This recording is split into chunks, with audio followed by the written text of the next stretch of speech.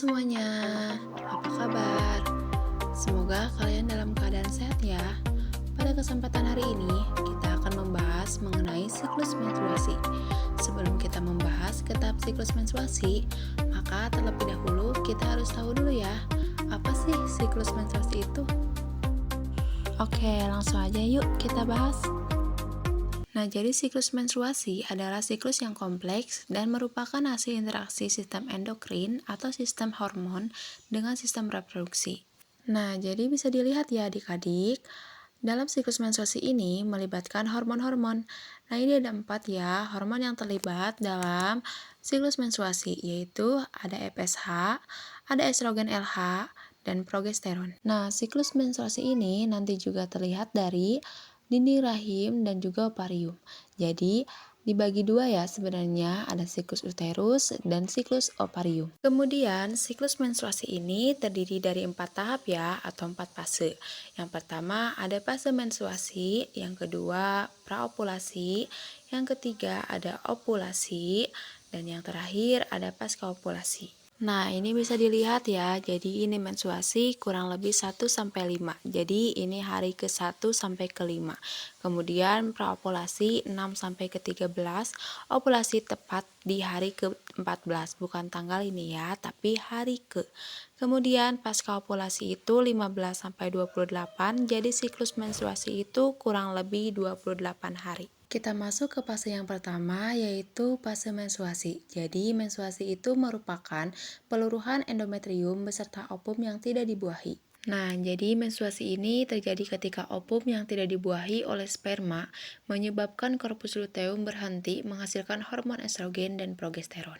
Nah, ketika fase pasca ovulasi kan progesteronnya tinggi ya, karena korpus luteum kan menghasilkan progesteron. Nah, dinding rahimnya tebal jadinya ya kan. Tapi, ketika ovum tidak dibuahi oleh sperma, akhirnya korpus luteum itu menghentikan produksi dari progesteron dan juga estrogen. Sehingga dari dinding rahim tebal, kemudian dia meluruh bersama ovum yang tidak dibuahi.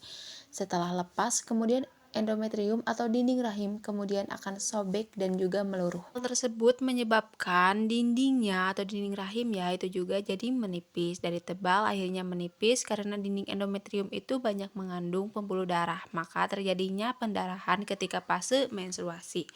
Volume darah dikeluarkan ketika menstruasi itu kurang lebih sebanyak 50 ml. Kita masuk ke fase yang kedua, yaitu fase praovulasi. Nah, jadi fase praovulasi ini terjadi di akhir siklus menstruasi. Jadi setelah menstruasi, kan pas menstruasi itu sel telur ya atau ovum itu kan sudah meluruh ya kan bersama dinding rahim. Nah, kemudian ini mulai dibentuk kembali. Jadi ketika akhir menstruasi atau memasuki fase praovulasi itu, hipotalamus ya di bagian otak kita itu akan mengeluarkan hormon gonadotropin, yaitu hormon FSH ya, follicle stimulating hormone. Nah, hormon tersebut akan merangsang pembentukan folikel telur yang terjadi di dalam ovarium. Folikel telur tersebut kemudian akan berkembang sampai menjadi folikel yang matang. Nah, ini ya namanya folikel degrap. Nah, folikel degrap ini bisa mengsekresikan hormon estrogen sehingga ketika fase praovulasi ya, di akhir-akhir fase praovulasi itu terjadi peningkatan hormon estrogen yang menyebabkan dinding itu jadi menebal. Nah, itu praovulasi ya. Jadi pada tahapan ini intinya ya terjadi pembentukan folikel telur ya oleh hormon FSH dan juga penebalan endometrium oleh estrogen. Nah, tahapan ini terjadi di hari ke-6 sampai kurang lebih ke-13.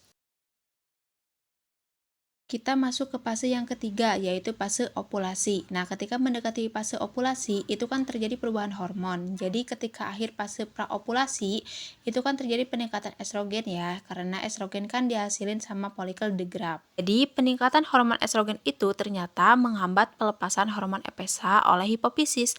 Nah, turunnya hormon FSH tersebut akhirnya menyebabkan hipofisis jadi melepaskan hormon LH atau luteinizing hormone dari hipofisis juga ya. Nah, LH yang tinggi tersebut, nah ini kan kelihatan ya ketika fase ovulasi itu tinggi banget LH-nya ya.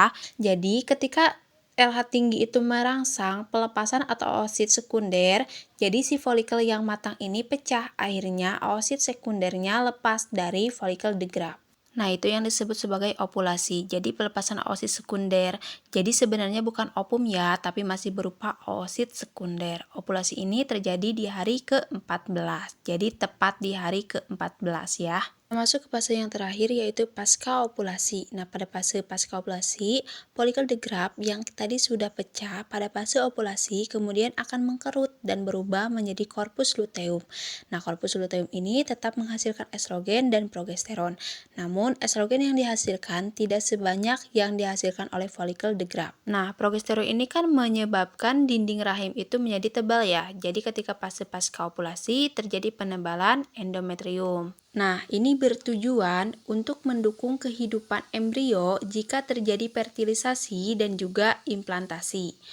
Fase pasca ovulasi ini terjadi pada hari ke-15 sampai kurang lebih ke-28. Namun, jika pada hari ke-26 tidak terjadi pembuahan, maka korpus luteum ini kemudian akan berubah menjadi korpus albikan. Nah, korpus albikan ini tidak bisa menghasilkan hormon lagi. Jadi, tidak bisa ngasilin hormon estrogen ataupun progesteron, sehingga dinding rahim yang awalnya tebal kemudian meluruh kembali dan terjadi kembali menstruasi.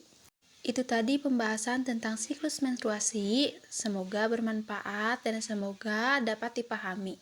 Sekian, terima kasih. Wassalamualaikum warahmatullahi wabarakatuh.